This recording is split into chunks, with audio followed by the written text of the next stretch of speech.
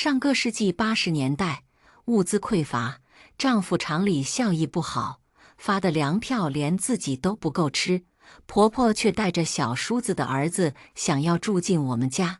我扯着喉咙从街头骂到街尾。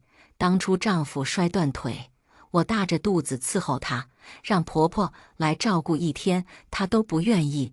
生产完第1天，我便给丈夫端屎端尿，落下一身月子病。更何况女儿还小，儿子面临高考，不能出一点差错。可丈夫却径直将人请到家里，甚至霸占了女儿的房间。玉珠，不管怎么说，这都是我亲妈和亲侄子，我不能不管。月子里那点事儿都过去10几年了，你气也该消了。就连儿子也站在他爸那头劝我：妈，不是我说，就这么点小事儿，看你跟泼妇似的，太丢脸了。家里1个多月没吃肉了，今天是闺女生日，我咬牙买了半斤肉回来，做了1碗红烧肉。可闺女和儿子还没动筷，丈夫向怀民就带着婆婆和侄子走了进来，向南小北相视一眼，喊了声奶奶。而我端坐着，眼皮都不曾抬一下。婆婆脸上的笑容逐渐变得僵硬，就连她身边站的那孩子也怯怯地往她身后躲。向怀民看了我一眼，搓了搓手：玉珠，妈和耀明从乡下专程来看咱们，还带了好些菜，咱们一家人今天好好吃个饭好吗？我瞄了一眼婆婆放在外面的2个布袋子，里面是一把韭菜，还有几个发了霉的土豆、红薯，这就是所谓的来看我一家人。我和这死老太婆算个屁的一家人，但当着孩子的面，我总归是要做个榜样，还是默许了。向怀民露出笑容，连忙冲进厨房，重新拿了2副干净碗筷出来，热情地招呼婆婆和侄子坐下。看到桌子上那碗我刚从饭锅里拿出的红烧肉时，向怀民眼睛一亮，十分自然地把那碗红烧肉从小北面前拿走，端到婆婆和侄子面前。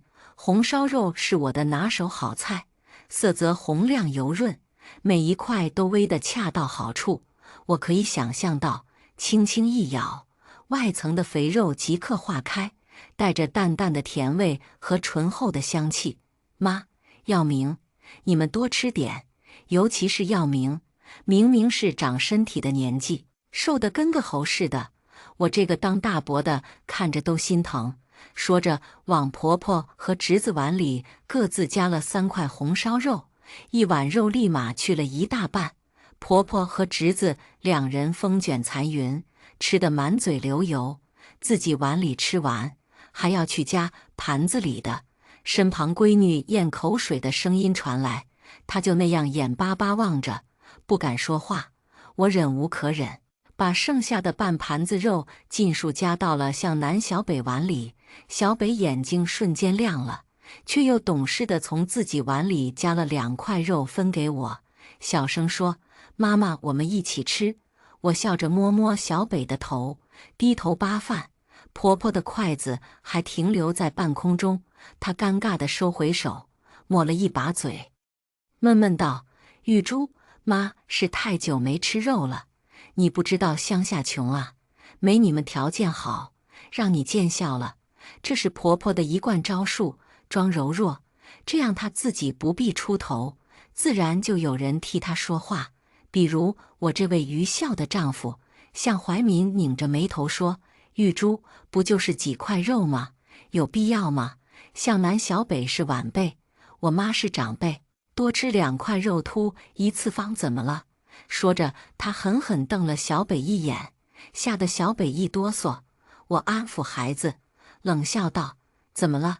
你妈每次说来看我，就带些破菜叶子，但哪次临走时你不是大包小包，背着我又给肉又给面的？我是不喜欢你妈，但我每次说什么了吗？向怀民，你知道咱家多少天没吃肉了吗？就你那点工资粮票，连自己都养不活，怎么了？你妈就配吃肉？我闺女儿子就不配是吗？今年开春以来，向怀民厂里效益不好，每个月都有工人下岗，我们一家4口就指望我的一点工资生活，粮票肉票根本不够用。我和丈夫还能克服，可2个孩子正是长身体需要补充营养的时候，一到饭点，2孩子就端着碗坐到院子里，闻着隔壁邻居飘来的肉香下饭。看着这幅场景，我这个当妈的简直心如刀割。今天是女儿小北11岁的生日，望着一桌子菜，2孩子眼冒金光，口水直流，可谁都没有先动筷子。我们要等爸爸回来一块吃，但今天向怀民的所作所为，让我觉得他根本不配2个孩子对他的好。向怀民的脸一阵青一阵白，婆婆眼珠转了几轮，开始抹起了眼泪。玉珠，我知道你嫌弃我，我老了，这些好东西也吃不了几年了，你们何必为了我吵呢？我白眼简直要翻到天上去。向怀民看着婆婆卑微的模样，用力拍了一把桌子，站起来，指着我怒喝：“你发什么疯？我妈不就是吃了2块肉吗？你就在这要吃人？”看见儿子为自己出头，婆婆得意地瞟了我一眼：“不就是你怀孕，我妈没来照顾你，多少年了？你这仇到底要记到什么时候？我妈就是做的再不对，那也是生我养我的亲妈。你是我们向家的儿媳妇，理应孝顺她。”向怀民不提月子这茬还好，一提起来我就气得浑身发抖。我和向怀民结婚的时候18岁，原本我成绩很好，是要考大学的，可由于某些特殊原因，只能嫁了人。结婚后不久，我就怀上了向南。从怀孕起我就开始吐，吃啥吐啥。向怀民厂里忙，不但照顾不了我反而还得给他做饭洗衣。最后我实在受不了，舔着脸提出让婆婆来照顾我一段日子。可婆婆不是这里疼就是那里痒，反正就是照顾不了人。向怀民说，我妈当初生我们兄弟几个伤了身子，干不了重活，还是算了吧。于是我只能挺着大肚子，一边吐一边做家务，好不容易挨到快生了。向怀民在厂里工作时从高处摔断了腿，医生说必须卧床休息3个月。没办法，向怀民亲自给婆婆写了信。可婆婆咋说的？她说：“我腰痛起不来身，你媳妇不是没上班吗？要她照顾你得了。”那天向怀民哭了一晚上，不知道是腿痛还是心痛。后来我在医院疼了1天1夜才生下向南，刚生完就去伺候向怀民拉屎拉尿。晚上我就把孩子抱到向怀民的病房里，一边奶孩子，一边照顾向怀民。孩子尿布换得勤，大冬天的我一双手大部分时间都泡在冷水里，衣服还没洗完，向怀民就嚷嚷着要上厕所。这时候孩子醒了，也在哇哇大哭，往往是孩子哭，我也跟着哭。出月子，向怀民和向南长得油光水滑，我却像那被妖怪吸干了精气的骷髅。想起当年自己坐月子时的惨状，我恨不得冲上去就将这母子俩劈了。而向怀民见我没说话，挺起胸膛，清了清嗓子，将他侄子往我身前一推：“我也不跟你藏着掖着，我妈和耀明这次过来就不走了。耀明到了要上学的年龄，他爸妈那个情况，只能我这个当大伯的管着。以后耀明就是我们俩的亲儿子。”我浑身的血液好像被冻僵了，手脚冷得发颤。我冷笑一声：“你妈和耀明过来住哪儿？”我们这套房子是我厂里分发下来的，67平，原本只有2个房间，后来还是把客厅隔出来一截改成房间。我和向怀民住主卧，向南住改造的那间，小北自己一间。向怀民看了一眼婆婆，2人眼神接触，向怀民立马说：“小北还小，让他跟我们睡，这样他的房间让出来，刚好妈和耀明住。向怀民，你脑子是不是有问题？小北今年12了，谁家这么大闺女还和爸妈一起睡的？你觉得合适吗？向怀民眼睛转了一轮，那就让妈住小南那间房。小南，我改天在客厅给她支个床，先凑合凑合。至于生活费，我妈和耀明能吃多少，大不了咱们4个少吃掉不就行了？向怀民说这话都不敢看我眼睛。向南今年高2，马上就面临高考。我当年就是吃了没读书的亏，所以知道读书有多么重要。平时我是想方设法给他创造好的学习条件，家里什么好的都先紧着他。我实在没想到，向怀民这个当爸的能说出这番话。望着向怀民叉着腰，一副说一不二的姿态，我当即撸起袖子，冲出门去。婆婆吓了一激灵，还以为我要动手打她。我冲到门外，双手拎起婆婆带来的2兜子垃圾，以及他们藏在旁边的行李，统统扔了出去。菜叶子、烂红薯、衣服、裤衩子散落一地。好啊，既然不想要我好过，那大家都不要好过。向怀民上来扯我，脸色难堪。你疯了？我就是疯了。你们一家欺人太甚，真以为我李玉珠是泥捏的不成？我大着嗓门开始讲述当年受的委屈，很快就引得一群邻居探头观看。当年你腿断了瘫在床上，你妈没来看过你一次，说着是自己身体不好，其实是伺候你妹坐月子去了。是我刚生完孩子就伺候你吃喝拉撒。我一个孕妇，怀孕前80斤，生完还是80斤。你去看看哪家女人生完孩子惨成我这样。哦，对了，等你快好了，孩子也不闹绝了，你妈倒是来了一次，说着是来看你，却2手空空。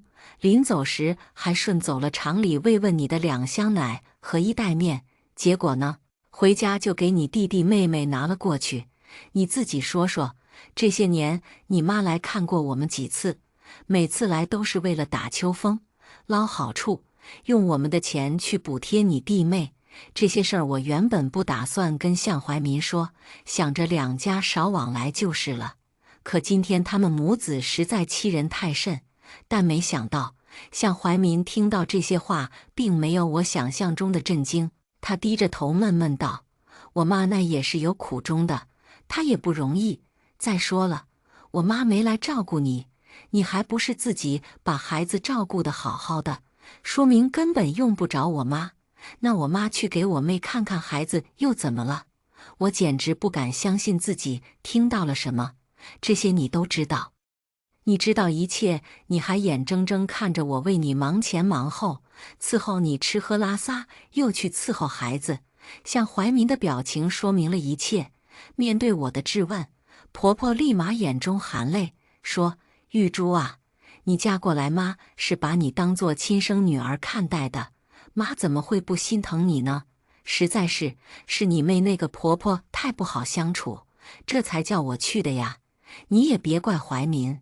要怪就怪我，她夹在中间也不容易。”我冷笑，一把甩开婆婆的手。她不容易，不容易的是我，是我刚生完孩子就累得跟狗似的伺候她。你知道每次去医院复查，我一个80斤刚生完孩子的人，是怎么把他一个1.8米的大男人背上背下的吗？以往我没和他离婚，一是因为孩子太小，二是因为婆婆虽然不好，但向怀民却没什么原则性问题，甚至大多数时间站在我这边。可现在我才知道，原来我的苦难向怀民都懂，甚至他也替他妈瞒着我。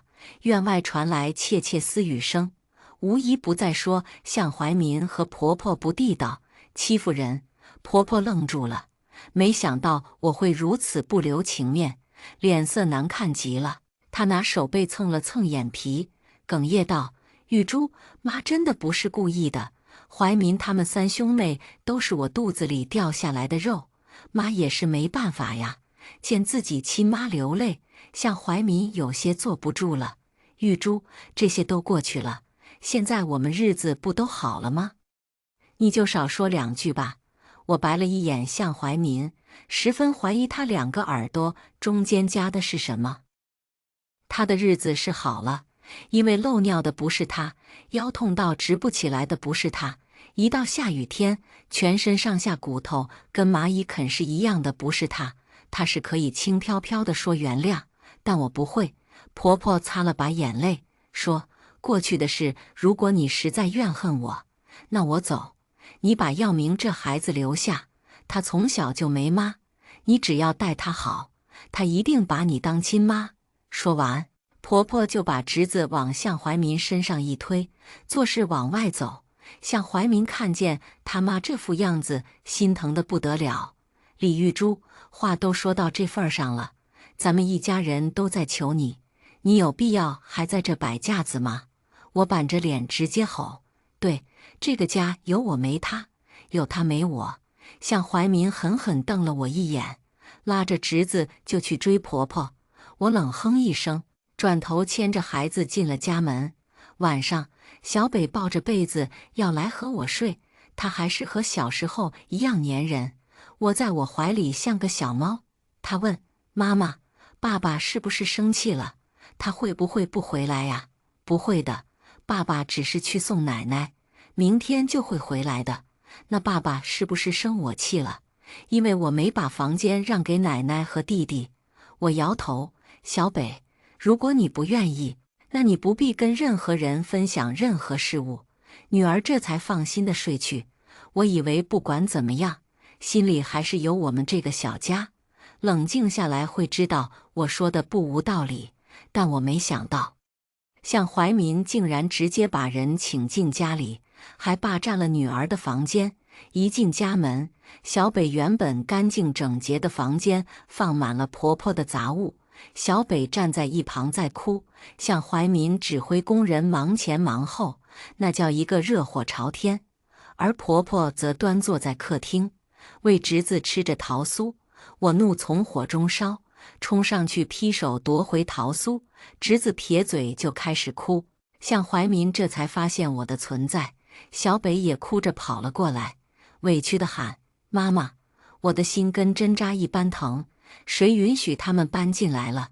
向怀民搓了搓手：玉珠，今天当着所有人的面，我代替我妈给你道个歉，咱们始终是一家人，别闹得太难看，让别人笑话。小北的房间我已经收拾出来了，让妈住进去。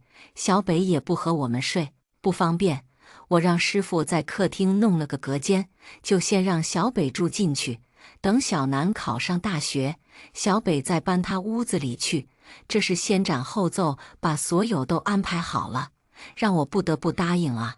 但向怀民低估了一个母亲维护孩子的决心。我斩钉截铁地说：不可能，这房子是我的，我不允许他们住进来。向怀民脸色变得通红，似乎没有想到，隐忍了10几年的我，怎么突然就变得这么强硬。一时间，他也有些骑虎难下，不知道怎么办才好。就在这时，一直在旁边默不作声的儿子开了口：妈，您就让奶奶住进来吧。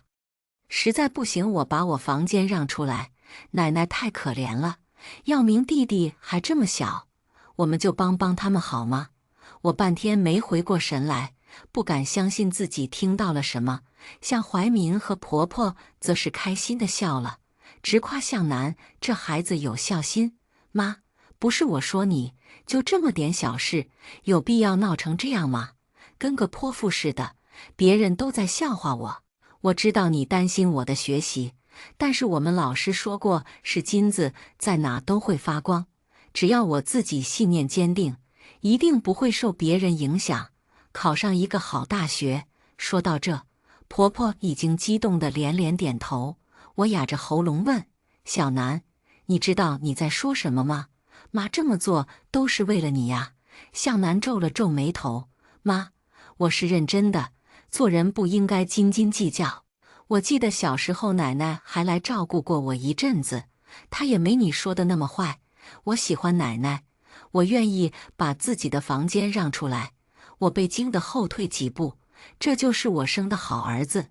当初婆婆不来，向怀民瘫在床上不能动弹。我在家里给向怀民做饭的时候破了羊水，是自己忍着剧痛出去找人求助，不然他早就憋死在肚子里了。更别提这么多年我对他的悉心教导，没想到竟然养成了这个样子。如今他们4人站在一起，俨然是一家人。我为这个家操劳10几年，最后我是那个外人。这时，一旁的小北一把扶住我的肩膀：“妈，你别生气。”我眼含热泪，拍拍他的手，半天才缓过神来。我看着向南，声音冰冷：“既然你都这么说了，那也不用折腾，让人把你奶奶和弟弟的行李都搬到你房间，以后你们3个人一起住。”向南似乎也没想到我会答应的这么爽快，但他还是很高兴，很快和婆婆拥抱在了一起，一人亲热地叫着奶奶，一人一口一个我的好大孙。我坐在角落里笑道：“我倒是没发现，小南你原来和奶奶感情这么好啊。”向南埋怨说：“之前不是怕您不开心吗？奶奶每次过来，您都跟看见仇人似的，鼻子不是鼻子，眼睛不是眼睛的。”我定了心神，向南说的没错，我讨厌极了婆婆，但向南总归是我亲生的，我也不想我们多年的母子关系被婆婆从中挑拨，于是决定还是把话说开，让她看清她这个好奶奶的真面目。妈，我好像记得，向南3个多月才见了自己亲奶奶一面，结果呢，你不但什么都没表示，还顺走了我给向南打的长命锁。向怀民父子双双转头看向婆婆，眼里全是疑惑。哦，看来这件事向怀民也不知道。婆婆有些尴尬，没想到这么久的事我还能记得。她瘪着嘴说：“那个长命锁，妈也不是故意的。当年妈一个人养活你们3个，欠了不少债，你是知道的。妈实在没钱了，追债的都追到我们家了。又不想你们担心这财，向南那么小，戴金子也不安全，还不如我先保管，等他大了再还给他。”我拍拍手：“那行，我们家向南今年16了，不知道您什么时候打算把长命锁还给他？”我眼中带笑，婆婆却白着一张脸，看上去倒像是我欺负了她。向北忍不住了，站出来为他奶奶出头：“得了妈，不就一个长命锁吗？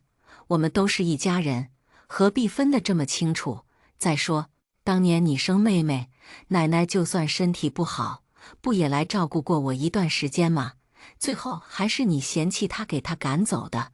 说白了，谁生的孩子由谁来养？奶奶一把年纪还来照顾我，你应该念着她的好才对。”我看着向南那张和他父亲7分相似的脸，陡然发觉，这孩子完全随了他父亲，我白养了。向怀民，你就是这么告诉你儿子的？婆婆来的时候，向南才3岁，根本记不住事儿。今天他能对我说出这些话，多半是向怀民教的。向怀民理不直气也壮，本来就是，当初我妈好心来给你看孩子，不是你给他赶走的吗？当年我生小北的时候，家里条件好了不少，婆婆是不请自来，说是要伺候我月子，替我照看向南。我还以为婆婆是良心发现，但没想到她照顾向南半个月，就把孩子摔了5次，每次摔的都是头。向南，我真怀疑你现在能对着自己亲妈说出这番话，纯粹是因为你奶奶小时候给你把头摔傻了。向南咬牙：“你这话什么意思？你奶奶照顾你半个月，把你摔了5次，次次头破血流，说着早上带你出去遛弯，实际上是去茶馆打麻将。你奶打麻将就把你拴在桌子底下，我去的时候你就跟狗似的用嘴舔地上的垃圾，屋里鸦雀无声。婆婆已经泪流满面。玉珠啊，妈那还不是担心孩子被人贩子拐跑吗？后来妈不也是给你道歉了吗？你要是心里有气，妈给你跪下还不成吗？婆婆说着就要跪，我立马闪开身子。这死老婆子是想折我的寿。向怀民心疼不已，攥着拳头。李玉珠，那点陈芝麻烂谷子的事儿你就非拿着不放，还在孩子面前胡说八道。我看在你当初照顾我的份儿上，忍了你10几年，但你不要太过分。我没理向怀民，而是斜眼去看向南的表情。如果他知道了这些，还同意他奶进门，那我也无话可说，全当没他这个儿子。可向南在听完这些后，也只是微微皱眉。妈，就算是这样，奶奶也给你道歉了，你就原谅他吧。哥，原不原谅是妈妈的事，任何人都没有资格替妈妈原谅。小北红着脸，气鼓鼓地说：“我精心把向南养到这么大，让他读了这么多书，没想到他还没有小北这个11岁的孩子明事理，我算是彻底寒了心。”自从在婆婆住进来这件事上妥协之后，向怀民开始得寸进尺，嘴上说着婆婆住进来操持家务，能让我轻松些，实际上是为了顺理成章地把每个月的工资和粮票交到婆婆手中。向南房间原本就是客厅隔出来的一截，放下2张床后，连转身都困难。不过她倒不觉得有什么，反而和婆婆的感情迅速升温。这才短短1个多星期，就奶奶长奶奶短的。我也不知道婆婆是给向南灌了什么迷魂汤，向南开始越来越看我这个亲妈不顺眼。我看在眼里，并没有多说什么。很快，我们厂里也开始裁人，我主动递交了自己的名字，只因为下岗工人会有一笔下岗费，这笔钱足以我干很多事。我隔壁邻居红姐是个单亲妈妈，一个人拉扯孩子，平时就捯饬点袜子、发卡、摆地摊，但也能赚不少钱。算起来，比我这个所谓的铁饭碗手上都活泛不少，就是看上去有些不体面。毕竟那个时候时兴吃国家饭，瞧不起那些搞个体户的。但自从那天我和婆婆吵架后，红姐就经常找我谈心。她说女人还是得靠自己，只要手里有钱了，到时候一脚踹了臭男人 too 也不是不行。红姐有渠道，人也热心，于是我开始放心大胆地跟着她干。可刚知道我下岗的向怀民还是没忍住和我大吵一架，他发了好大的脾气，手指几乎戳到了我的脸上。李玉珠，你脑子被驴踢了吧？人家挤破了头要进钢铁厂，你倒好，自己让自己下岗了，还搞什么个体户？我看你就是投机倒把，到时候被人骗了还要给人家数钱。向南也不赞同地朝我摇头，他说：“妈，您摆摊可不可以离我们学校远点儿？我怕我同学认出来。”父子俩的言外之意都是嫌我丢人。摆摊的第1天，除去进货成本，我赚了不到1块钱，自己在外面被风吹了一整天，还感冒了。向怀民嘲笑我，说我想钱想疯了，你根本没那个富贵命，你就认命吧。可我只当他是在狗叫，还是照例跟着红姐选货、进货、卖货，仍然早出晚归的摆摊。这些天，只有小北在空余时间来帮我一起叫卖，有时遇上查小贩的治安队，小北还能帮着我收摊逃跑。至于向南，我已经很久没管过他的学习了。就像他说的，是金子在哪儿都会发光，我何必吃力不讨好呢？但据我所知，耀明这孩子皮得很，每天像个猴子一样上蹿下跳，家里闹的是鸡飞狗跳，没有一刻安生，就连晚上也要半夜才睡。就是不知道向南在这种环境下还能保持原本的好成绩吗？这天天气冷，出来逛街的客人少了不少，我便开始清点最近哪几样货物卖得最好，下次哪些需要多进，哪些要少进，我都一一记在笔记本上。一旁的红姐打趣道：“玉珠妹子，你有这个毅力，干什么都会成功的，姐看好你。”我朝红姐笑笑，要不是红姐你带我也不会在短短时间内赚这么多钱。经过最初的探索期，最近我的利润直线上升，有时候一天甚至能赚50-60块。这可是我以前在钢铁厂1个月的工资。放在以前，我是想也不敢想，赚钱会这么容易。但在家里，我从未表露出来过。就在这时，小北面色焦急地从街口跑了过来：“妈，你快回去看看吧，我爸和我哥中毒了，我哥都晕过去了。”红姐见状连忙招呼我：“玉珠妹子，你先走，摊子我给你看着。”说完，我连忙牵着小北朝家中奔去。自从婆婆长家后，家里的餐桌上再也看不见半点荤腥，就连素菜都是些蔫头巴脑，看着就不新鲜的。饿得像怀民父子俩是满脸菜色，短短2-3个月，人就瘦了10多斤。我在外面摆摊，小北放学后就到我那儿去了。我们在外面吃，几乎顿顿都有肉。向怀民实在受不了了，她哭丧着脸向婆婆提议买点肉吃，婆婆却是板着一副脸：“儿啊，现在你1个月就那点工资，妈当然要替你攒着，可不能大手大脚。再说了，妈这不是跟你们一块儿节约吗？咱们一家人患难与共，很快就能挺过去的。”小北当初学给我听的时候，我笑得好大声，可我没想到，我那好婆婆不知道是不是人老了不中用，老眼昏花的，竟然连豆角都没炒熟，吃下肚没多久，向怀民父子俩就上吐下泻，连胆汁都吐了出来。向南更是1分钟上好几趟厕所，最后晕倒在茅厕里。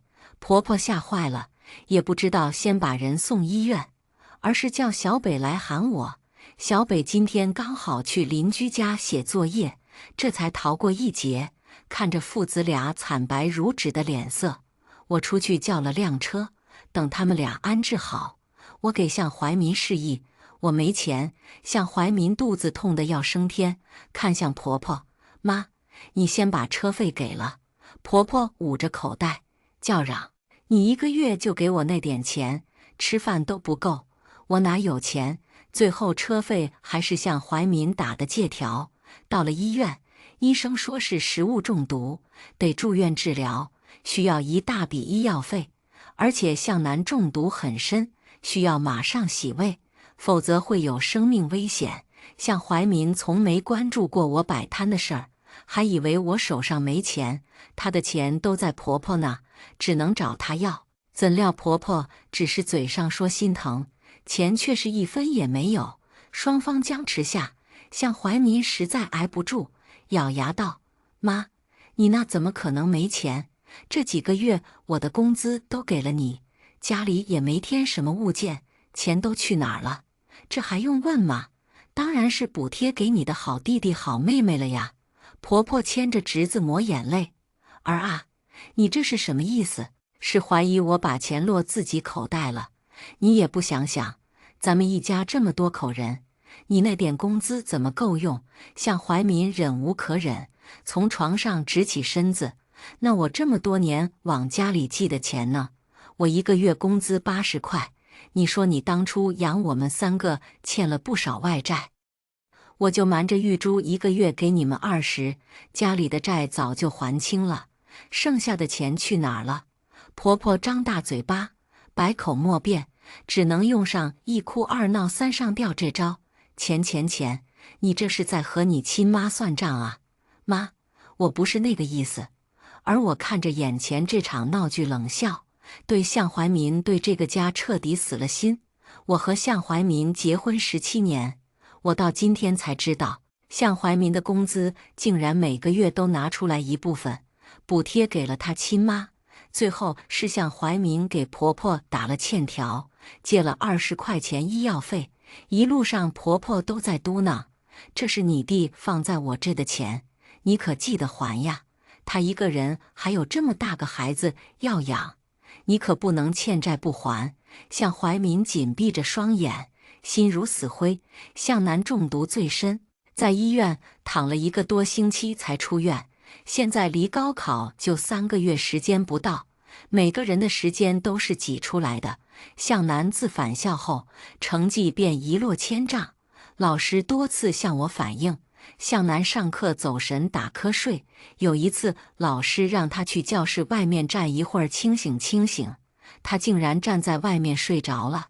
老师语重心长地交代我，向南他妈，向南是个好孩子，成绩一直都很好，只是最近是不是家里有什么事儿，影响到了孩子。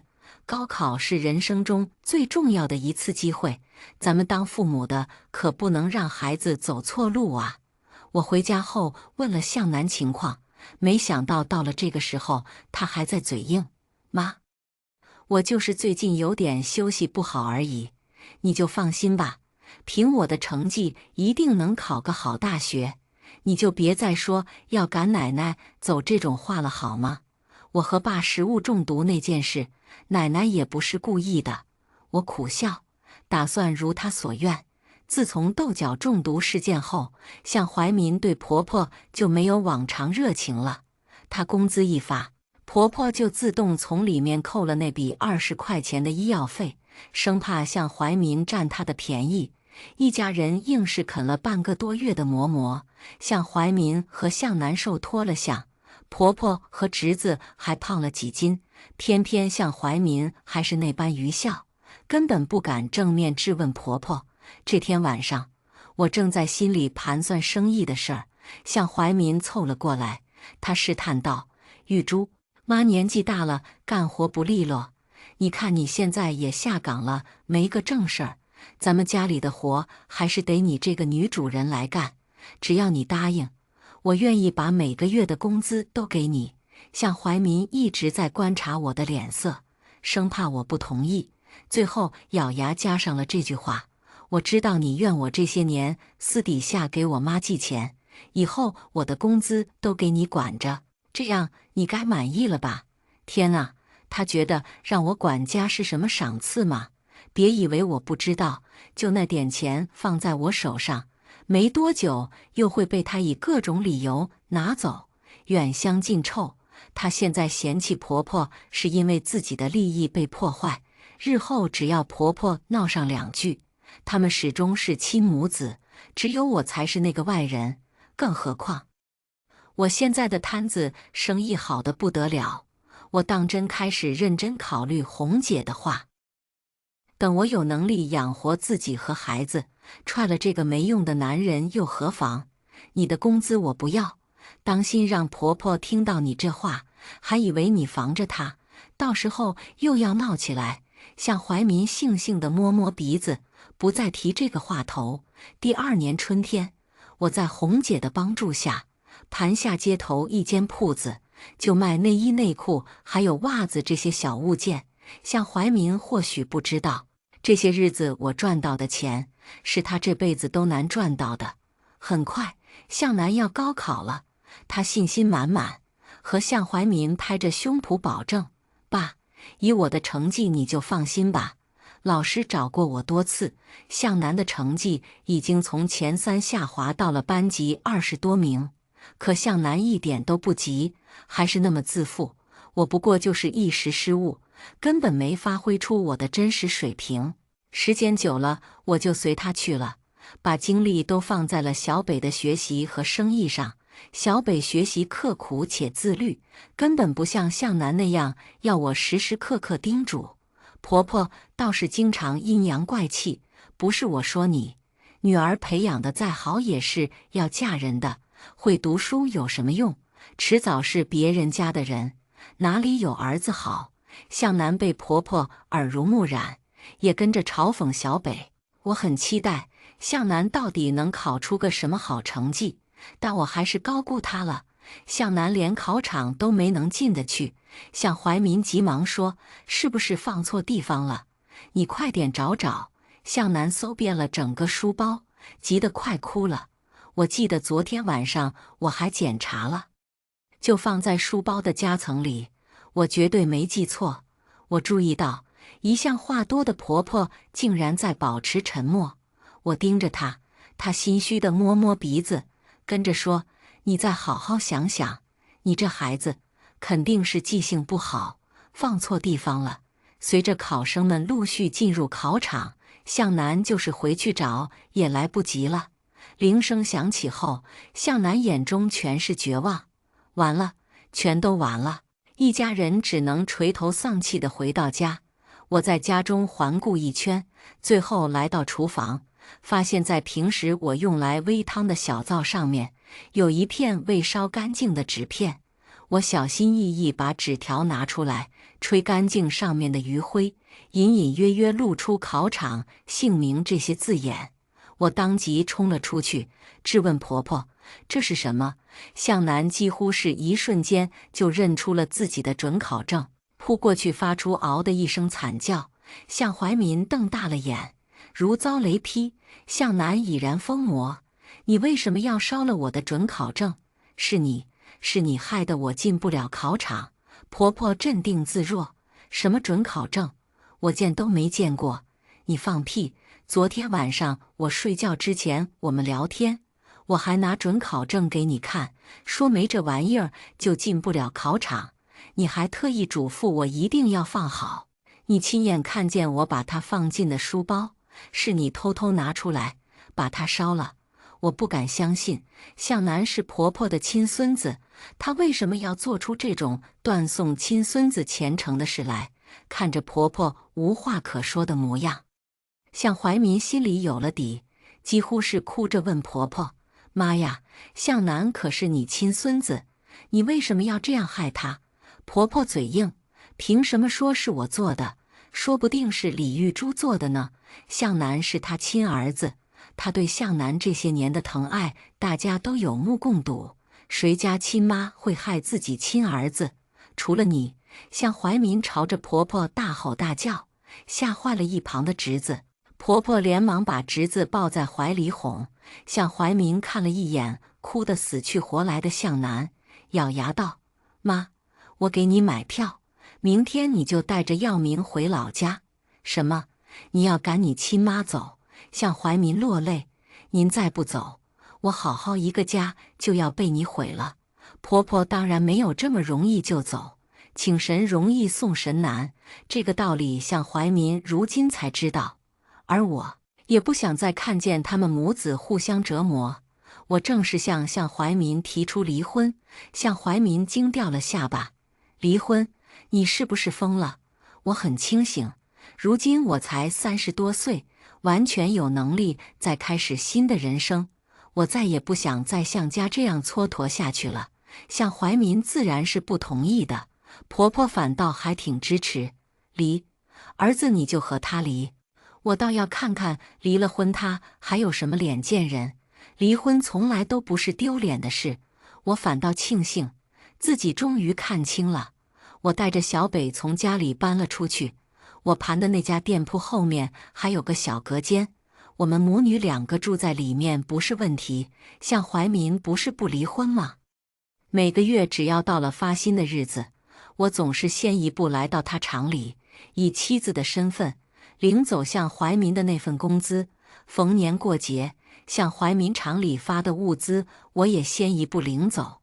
向怀民气得要来打我，可他连我现在的住处都找不到。就算找上来，我也不怕。我和他是夫妻关系，他的钱给我保管天经地义。半年后，向怀民先坚持不住，和我去民政局领了离婚证。哼，我看你一个下岗女人，带着孩子能过上好日子，我反唇相讥，过得比你好就行。我妈撒着手中的离婚证，脸上是止不住的笑脸。往后我要带着小北过好日子了。番外，离婚后的第2年，向南复读失败，离家出走不知所踪。向怀民也被厂里辞退，成了下岗员工。他那个好侄子正是调皮的年纪，一天竟然拿向怀民的述职报告折了纸飞机，导致向怀民在全场领导面前丢了好大的脸。他原本就打算用这场报告会保住自己的铁饭碗，现在彻底黄了。后来，向怀民和婆婆在家大打一架，几乎砸了整个家。红姐趴在围墙上看热闹，这才得知了一个惊人的真相：向怀民不是婆婆亲生的。当年婆婆结婚多年生不出孩子，就听从老人建议，抱养了刚出生才几天的向怀民回来。原本婆婆也是很喜欢这个孩子，但谁能一碗水端平呢？2年后，婆婆就怀上了自己的亲生孩子。第3年，婆婆又生了小姑子。从此，婆婆只是把向怀民当成一个赚钱的工具。后来，向怀民娶了我，日子过得红红火火，婆婆便开始嫉妒，凭什么自己生的一双儿女都没向怀民有出息，就连婚姻也不幸福？于是，她带着侄子来到我们家，看见我们夫妻争吵，母子离心，婆婆心里是说不出的畅快。向南原本是可以上大学的，被她毁了。向怀民被他害得妻离子散。后来，向怀民来找过我，跪在我面前痛哭流涕，求我和他回去。玉珠，你现在生意做得这么大，家里也需要有个男人帮你守着。不管怎么说，我都是2个孩子的父亲，我们知根知底，交给我你也放心。我拿扫帚将他赶了出去。离婚的第3年，小北考上了省城的高中，我卖了铺子，打算跟着小北去省城发展。我走的那年冬天很冷，冻死了好几个人，其中就有喝了酒醉倒在桥洞下的向怀民。接下来我们来听下一个故事。早在庭审开始之前，网上关于我的热搜就已经爆了。我妈跪在我研究所的门口，唉声痛哭：盼盼，你爸爸在医院重病垂危，妈妈也快撑不下去了，求求你帮帮家里吧。而我的反应格外冷漠，我推开了他的手，满眼恨意：那你们就去死啊，别来找我。网友们群情激昂，纷纷给我所在的研究所打投诉电话，说我这样的恶毒女人不应该玷污国家研究所。不止如此，他们还咒骂我，这种女人就该去死，把她告上审判庭，让审判庭抹杀她。我爸妈还真的听进去了，转头就将我告上了审判庭。这场审判是全程直播的，镜头里的他们衣衫褴褛，哭诉着我的不孝顺，请求法官给予公正的审判。弹幕里飘过，全都是对我的戾气。养这种女儿不如养一块叉烧，父母还是太善良了，让审判庭直接抹杀她，把她所有的财产都归属于父母，这才是大快人心，就是支持抹杀。他们群情激愤，审判官例行问了一句：你们确认要开始这场审判吗？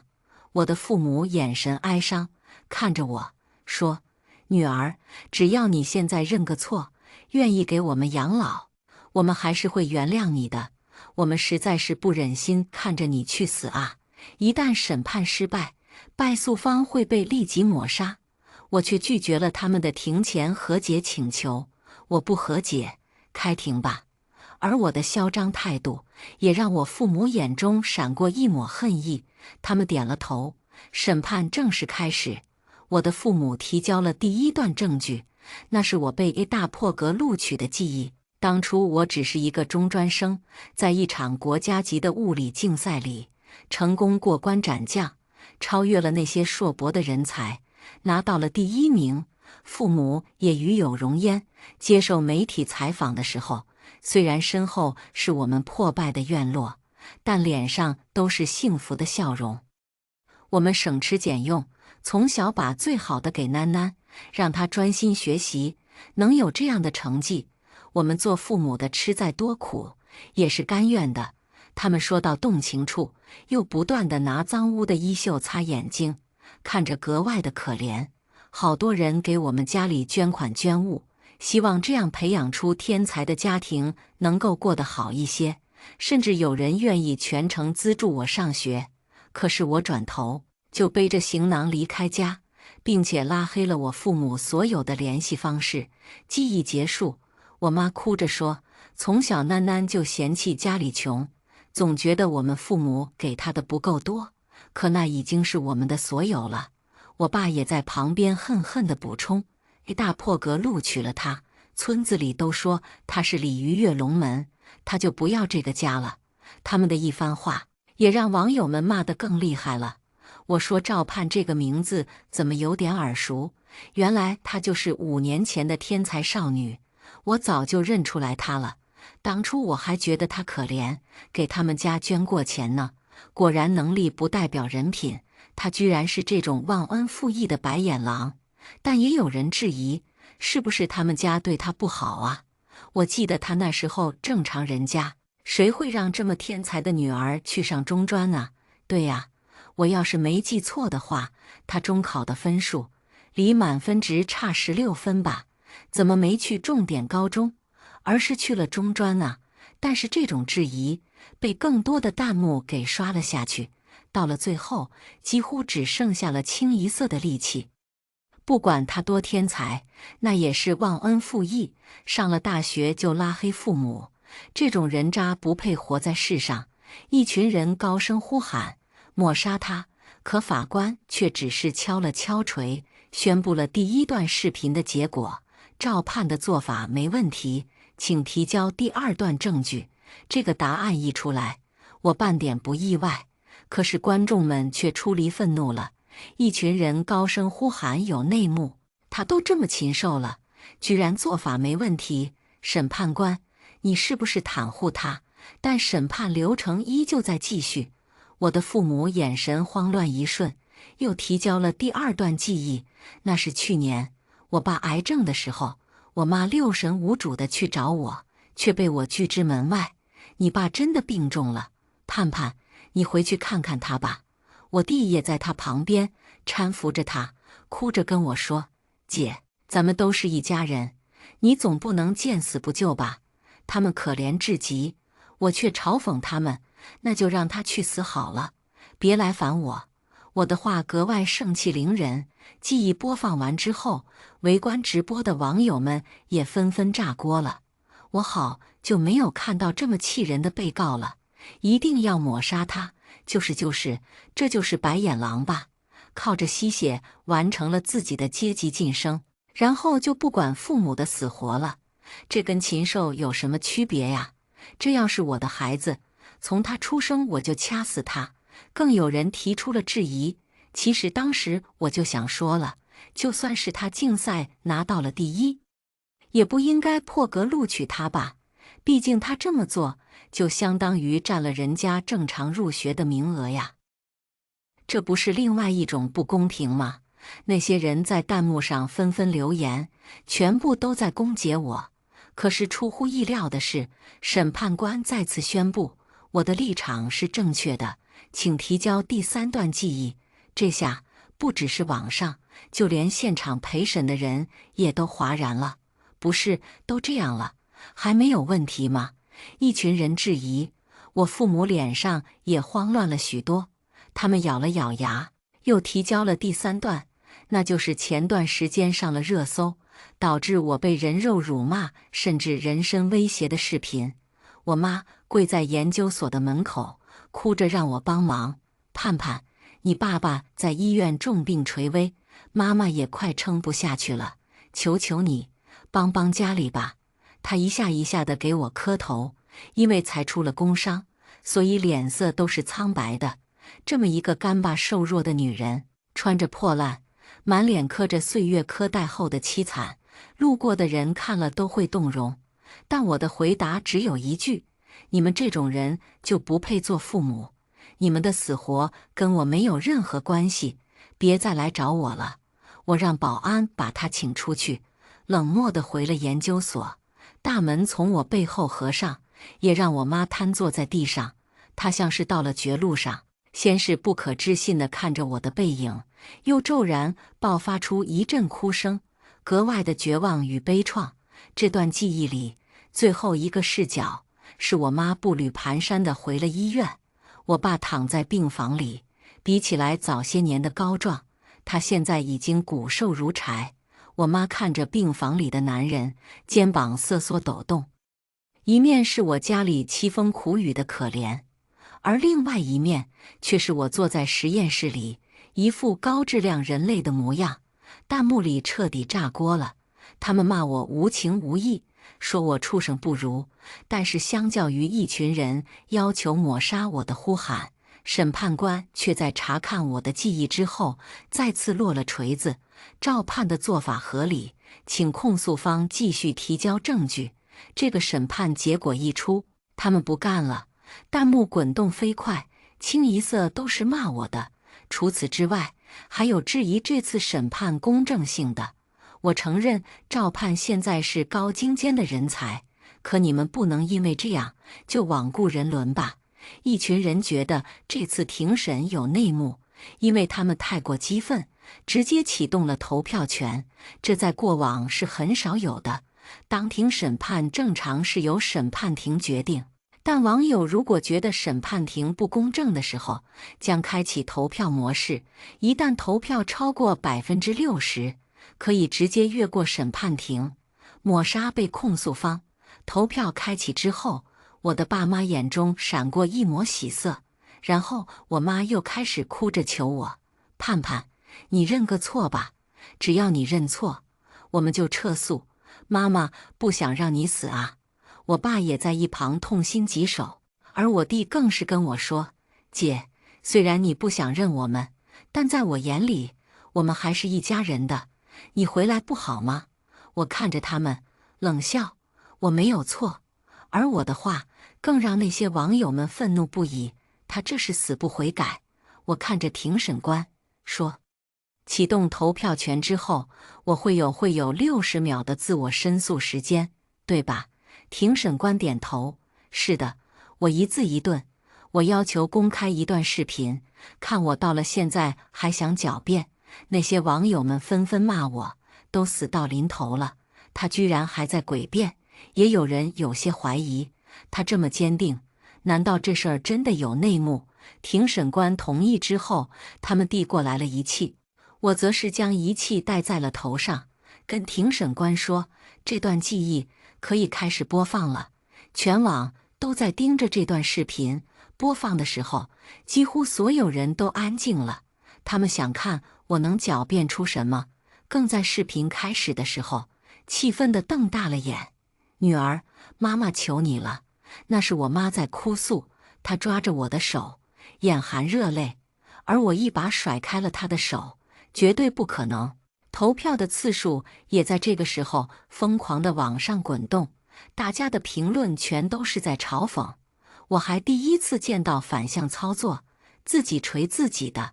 但是没等他们发完那些评论，就听到了我妈妈后面说的话。她说：你这个中专读不读有什么区别呢？虽然那个男人是个瘸子，但人家给的彩礼高啊，10万块钱呢。一句话出，弹幕甚至都安静了一瞬。我妈拦住了我的去路，急切地劝我：我知道你不愿意，可是盼男，女人这辈子不就这回事儿吗？结婚生子，你早晚都要走的流程，现在提前了，也没什么不好的，对不对？我气愤地看着他，质问：是我想上中专的吗？因为中专会给钱，我被迫去上的中专。还有那个男人，他为什么是瘸子？你们自己心里没数吗？我不可能嫁人的，你们休想。这段记忆播放的最后节点，是我脸上的眼泪跟不甘。视频结束，大家陷入了沉默，投票的数字也没有滚动了。直到有人先发了一条：其实他妈妈说的也没错呀，一个中专生而已，上不上学又有什么区别呢？都是在浪费资源，还不如早点嫁人。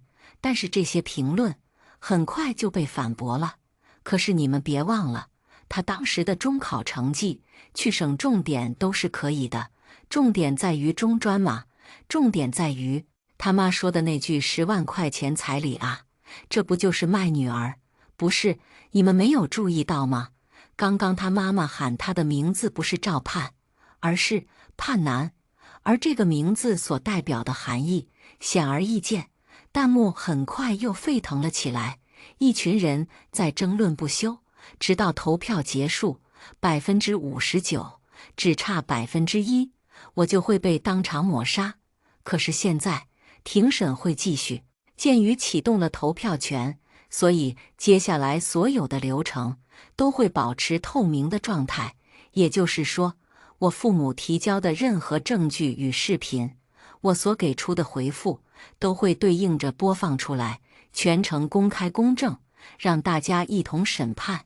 因为刚刚那段视频，一部分网友已经没有那么上头了，开始恢复理智，甚至在弹幕不断地刷着这样最好了。我总觉得这事儿闹得全民狂欢，背后像是在吸血，说不定赵盼就是冤枉的。看到这个结果，我爸妈的表情都变了，他们对视一眼，我爸悄悄推了一把我妈，我妈顿时站了起来，所有人的目光都在她身上，她下意识红了眼，声音也哽咽了。盼盼，妈妈真的不希望我们闹到这个地步，我只是想让你认个错，回家来，我们一家人和和美美的，不好吗？她满脸哀求，神情卑微，只要你道个歉，我们就撤诉，求求你了。可我看着她这模样，早就无动于衷了。我不道歉，也不撤诉，我请求庭审继续。我知道他们为什么慌乱，因为庭审是公平的。如果他们胜诉，那么被抹杀掉的人会是我；可是如果他们败诉，那么相应的，他们会被抹杀掉。听到我不撤诉，他们的表情就更慌乱了。但是庭审官准许了继续，并且示意他们提交新的证据。他们咬了咬牙，又拿出了一段记忆视频，那是我11、12岁的时候，身上衣服补丁落着补丁，一张脸倒是干净，可是上面全都是恨意。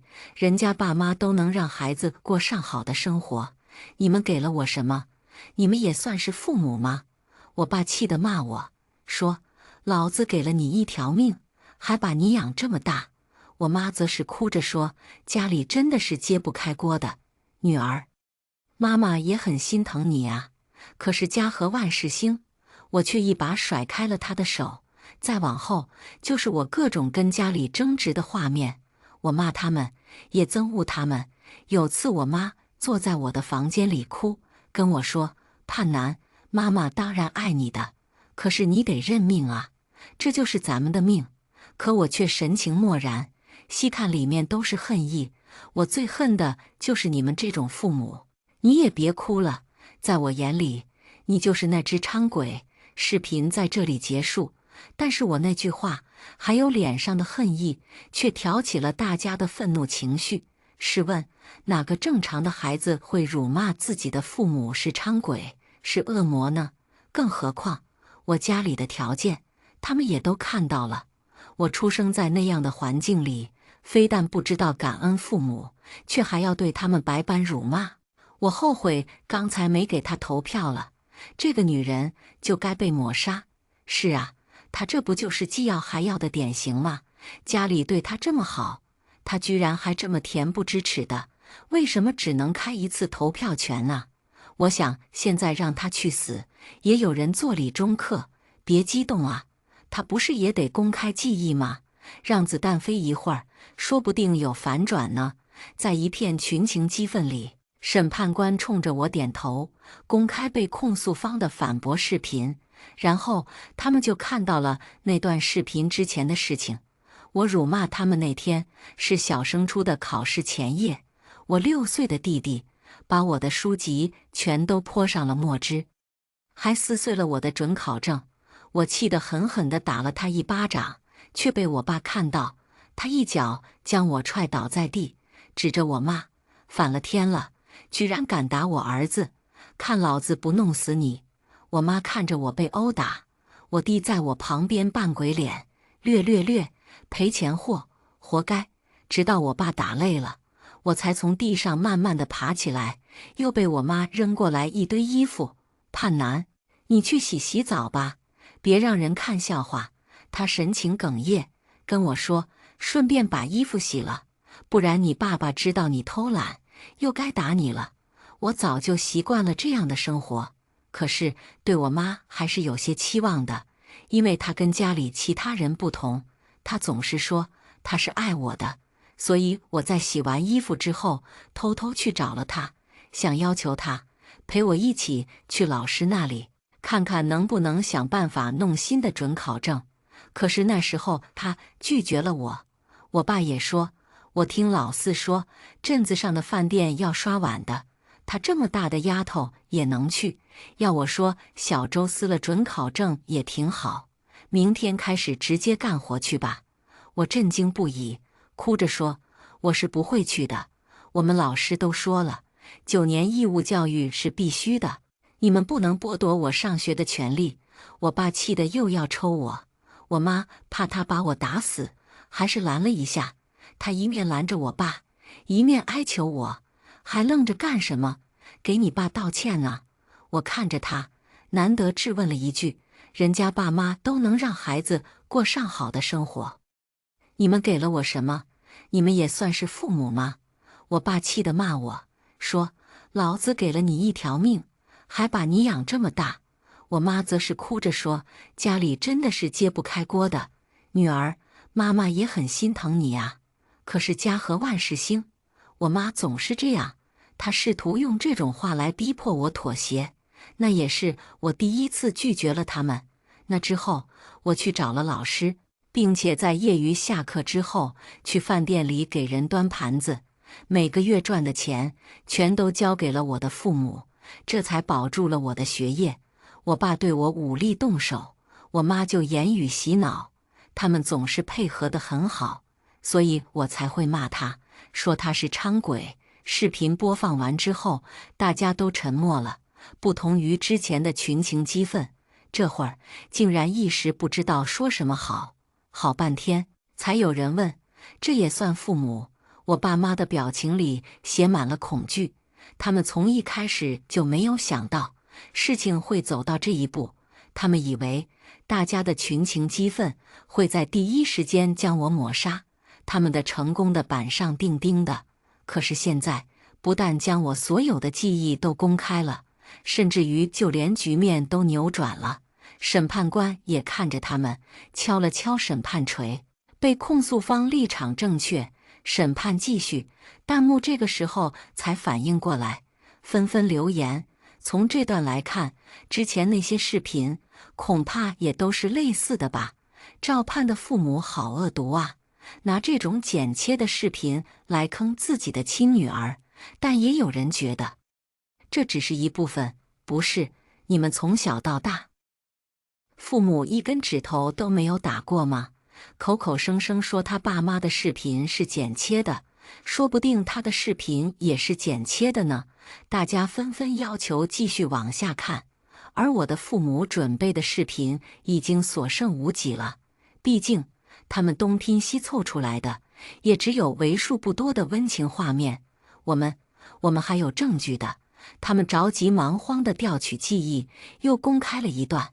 那是我中专的时候，家里出了事儿，我妈跪着求我帮忙，我却一把将我妈推开，指着她骂：“你们想都别想，我是不会帮他收拾烂摊子的。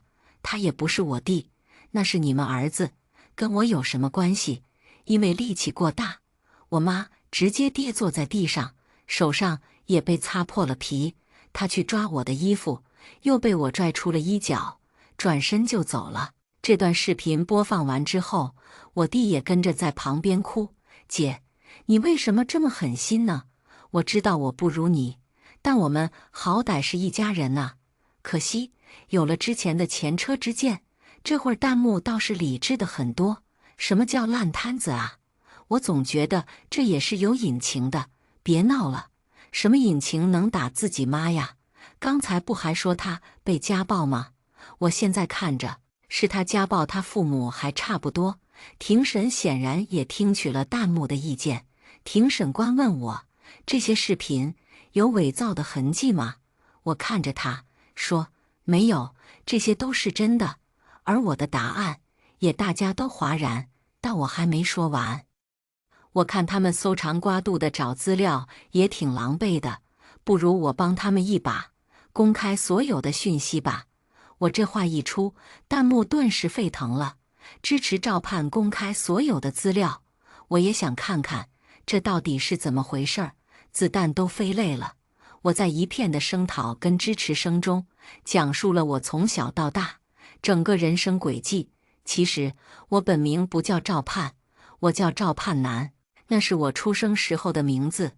我妈怀孕的时候，请了人看肚子，都说是男孩，于是我家欢天喜地的。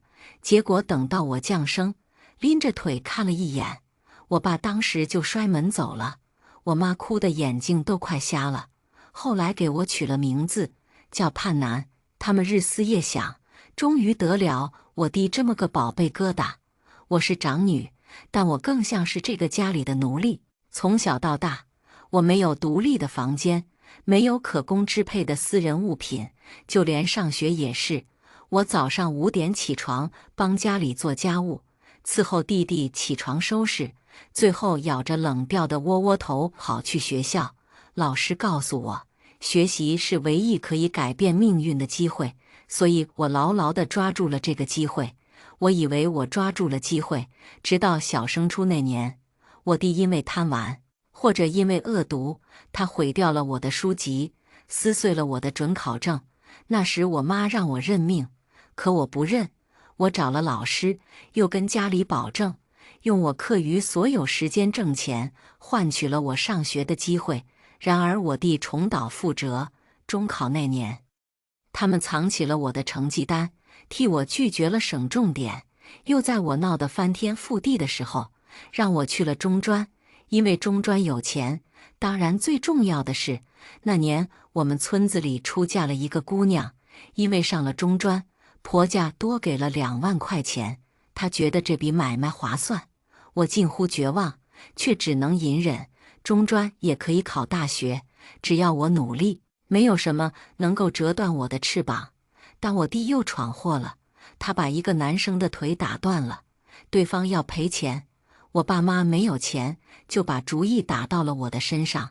我女儿现在在读中专，长得又漂亮，给你家做媳妇，总要得吧。我被骗回了家，我爸锁上了我的门，我妈哭着求我，咱们女人迟早都是要嫁人的，这就是你的命。可我不认命，我逃了出来，遇到了我的老师。那夜我哭着跟他说了我的遭遇，甚至起了念头，如果家里再逼迫我，我就跟他们同归于尽。但是老师跟我说，其实有一个办法，他帮我报名了国家级的竞赛，剑走偏锋。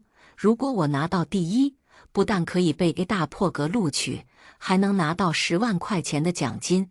我成功了，我拿到了第1名，也被破格录取。我父母看到了我的价值，他们卷走了所有的钱，发现我还可以赚到更多的钱，于是他们退了婚，但是依然威胁我，你最好老老实实的，不然没有这个瘸子，也有下一个男人。我放任他们去宣扬自己的仁爱，假装乖顺，直到我成功的逃离了那里。我到了学校的第一件事就是拉黑了他们所有的联系方式。他们靠着我的名声收到了不少的捐款，过了几年的好日子。这期间他们联系不上我，起初还不着急，直到钱花完了，于是他们找到了我的学校，却发现我因为成绩优异，已经被保送到了国外深造。他们再次联系上我的时候，已经是4年后。那时我学成回国，我妈找到了我，我才知道我爸得了癌症。这些年没有联系过，我对那个家里是怨恨的，可总归还有一点情谊，但我也留了个心眼。我联系上了医生，也亲眼确认过了，知道我爸真的是得了癌症，而不是骗我，这才拿出了我的积蓄。谁知道这些钱却被我弟偷偷地取了出来，他拿去赌博了。我气急败坏地找到医院，我爸还指着我的鼻子骂我：你一消失就是这么多年，花你点钱怎么了？我妈也说我不懂事儿，他是你弟弟，你本来就该照顾他的。我寒心至极，终于明白了，这些年来，我依旧是他们的奴隶。那天我扭头就走，从此之后发誓不再过问他们的事情。我妈不知道用什么办法找到了我租住的小公寓，哭着求我：你爸真的病重了，盼盼，你回去看看他吧。我弟跟在他面前，被我妈扯了扯袖子，才没什么诚意的跟我认错：姐，我知道错了，你就原谅我这一次吧。可惜我不是爸妈，不会因为他一句话就心软。我说了不会管你们，那就再也不会管。见我真的不管了，我弟被我妈掐了一把，顿时疼得哎呦一声，骂了句脏话，才带出来点假哭的腔调：姐，咱们都是一家人，你总不能见死不救吧？我看着他们虚伪的模样，只觉得恶心，那就让他去死好了，别来烦我。那之后，我妈隔三差五就来找我，话里话外都是一套说辞，求我帮忙。我狠了心搬家，正好我研究所的聘任书也下来了，我得以住进了单位里。我妈进不去，又被家里2个男人逼迫着去打工。这2个男人，一个在床上躺着，一个在家里躺着，只有我妈像是一头被奴役的小毛驴，哪怕瘦骨嶙峋，只要没死，就要被他们吸血。我妈也倒下了，她在日以夜继的劳累里，不小心撞到了机器上，出了工伤，伤势不算严重。对方赔了一笔钱之后，就辞退了她。她没了工作，也终于觉得顶不住了，所以那天她跪在了我研究所的门口，哭着求我：盼盼，你爸爸在医院重病垂危，妈妈也快撑不下去了，求求你帮帮家里吧。而在她哭诉的时候，研究所外面不远处，有人正举着摄像机偷拍下了这一幕。他们笃定了我不会管，就是想要用舆论逼迫我妥协。可他们没有想到，我没有妥协，哪怕后来舆论里几乎要将我直接弄死。他们人肉网暴我，我依旧过得好好的。研究所看重我的技术，相信我的人品，没有辞退我。而网上那些人，他们接触不到我，也不会对我造成伤害，无非是几个骚扰电话，不开机就好了，再不然就是辱骂，不上网就好了。我爸妈发现这一招对我没用之后，才想到了最后一条，来审判庭告我。如果靠着流言蜚语不能让我给家里再制造出来更多的利益，那就用法律来威胁我，逼迫我回去继续供养他们。我陈述完之后，看着在场的各位，最后定格在了我父母的身上。这些年，你们一直妄图操控我，把我变成血袋，来供养这个家里。哪怕我拼命我向上攀爬，可总有一群吸血鬼伸着手，试图将我拉扯进地狱。可是你们忘记了，这天底下是有公道的，公道不只是在人心，还在律法。所以你们不会得逞的。我不但要打官司，还要漂漂亮亮的、堂堂正正的从这里走出去。我说完之后，在场有一瞬的沉默，而后网友们纷纷辱骂他们，并且强烈要求要公开他们的记忆影像。听到这话，我爸妈都慌了，但他们被强制摁着提取了最近的记忆，然后他们就看到我爸妈鬼鬼祟祟地进了一家殡仪馆。也就是说，如果我在今天被抹杀，那么我就会在死后被父母再一次的狠心抛弃，就连我死了，也要被他们榨干最后一份价值。至此，所有的事情都真相大白。他们直观地看到了我被摧残的一生，从出生到死亡都被压榨。之后，几乎所有的弹幕都是一句话：你们这对吸血鬼父母不会得逞的。我爸妈看着扭转的局势，无措又害怕。我妈更是唉声痛哭。可是我们做错了什么呢？你弟弟是男孩啊！我爸也跟着骂我。你弟弟要传宗接代的，你就是个赔钱货。再说了，天下没有不是的父母，我们给了你一条命，做什么都是对的。他们的一声声辱骂，我妈还在求我，你得体谅我们呀，我们也是走投无路了呀。当初我妈跪在我研究所的门口，也是这么说的。那时候我只是让他们走，可是现在，我想问一句，那跟我有什么关系呢？孩子不是我生的，这个家也不是我的，那个家是我终其一生都要跨越逃离的地狱啊！幸好我成功了，这场官司我打赢了，而作为败诉的代价，我的家人会被当庭抹杀。庭审官宣判之后，我弟弟先慌了，脸红脖子粗的冲着庭审官喊：这些事情都是我父母做的，我什么都没做。你们要是抹杀的话，就抹杀我的父母，不要抹杀我。